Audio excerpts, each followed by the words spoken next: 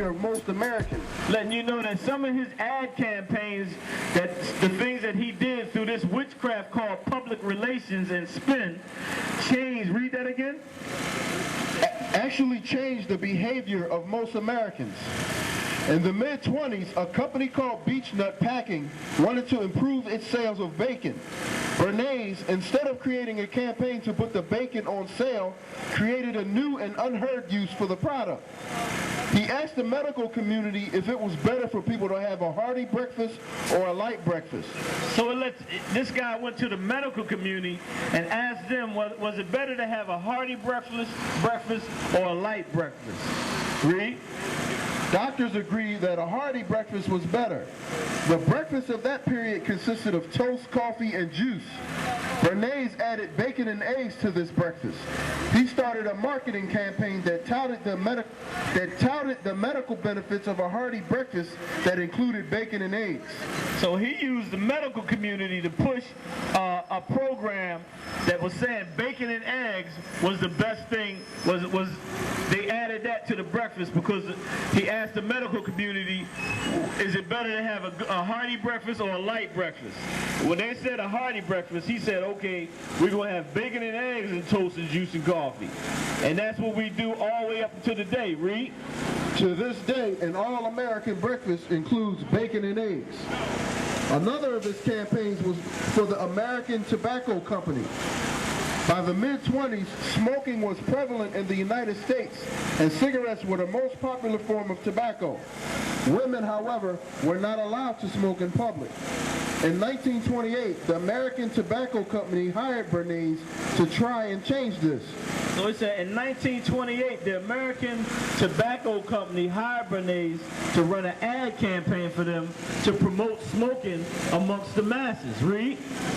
He consulted with a psychoanalyst, A.A. Brill, who suggested that what women really want was the freedom to do the same things men do.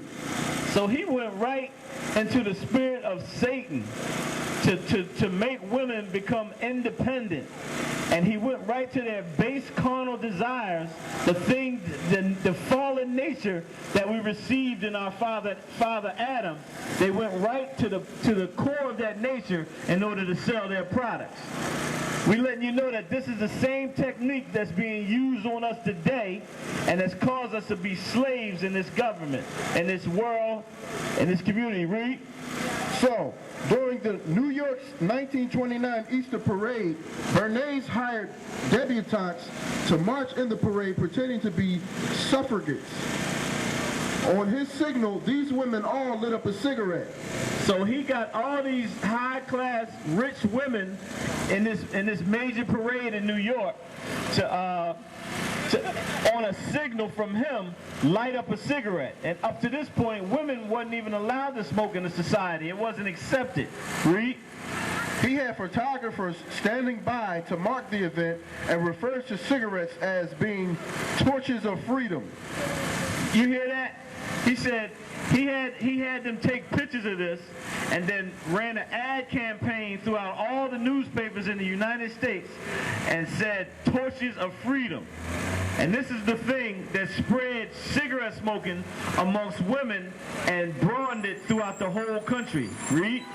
It appeared that anyone against women smoking was against women's liberation as well. So he used that.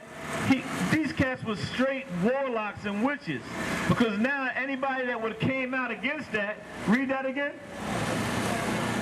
It appeared that anyone against women smoking was against women's liberation as well. So he said it appeared. They made it appear that way because they're using straight witchcraft to mold the masses, to lead the masses like sheep. Just like dumb sheep, that's how they got us. And we just do whatever we told to do. We watch videos. We look at the fashions on the people. We go out and buy the same fashions. We look at movies.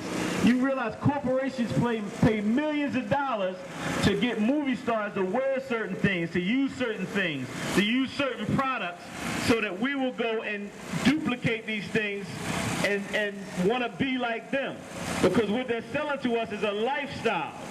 This lifestyle is the mark of the beast.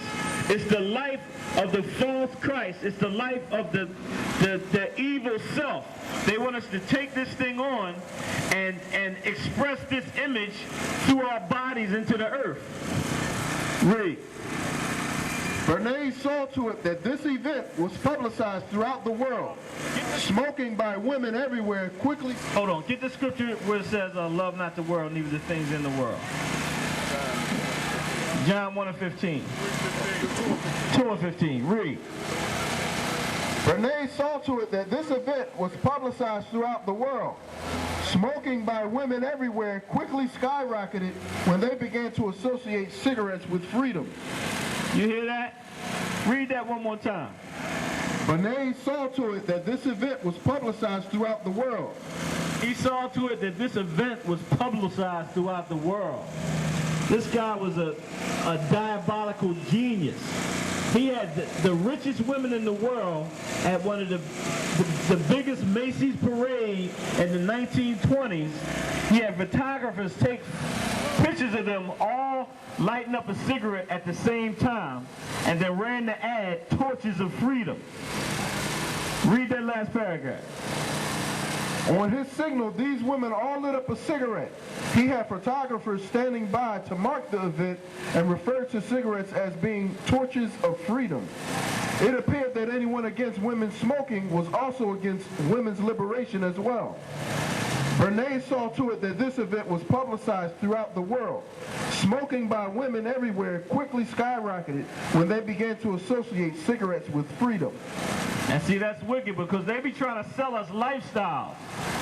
And basically, this guy, Sigmund Freud, and his nephew, Bernays, what they did was they realized that in every one of us was a carnal-based nature, the nature that we received from Adam in rebelling against the Most High, that all the creation received.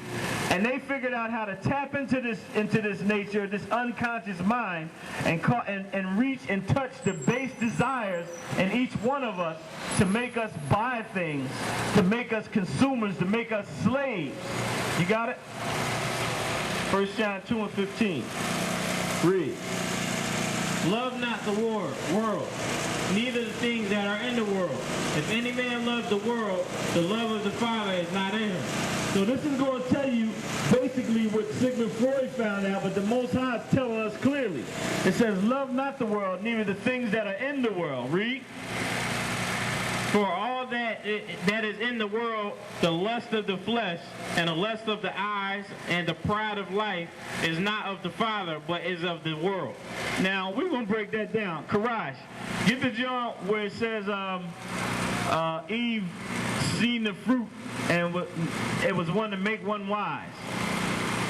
So basically, it said all that is in the world, the lust of the eyes, what did it say? For all that is in the world, the lust of the flesh, and the lust of the flesh, the lust of the body, the lust of the emotions, the mind, the soul, the lust of the flesh, read. The lust of the eyes, the things that you see and desire, read. And the pride of life. And the pride of life. The pride of what you have and what you do in this society. He said all that's in the world, read.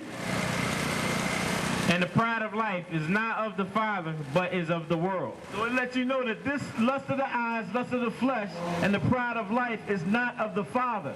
So us going after to fulfill the desires of our body and our mind, going after the things that we see to try to acquire these things and to try to acquire a high status or position in life so that we can have things and do and be viewed as successful in the society. He said this is not of the Father.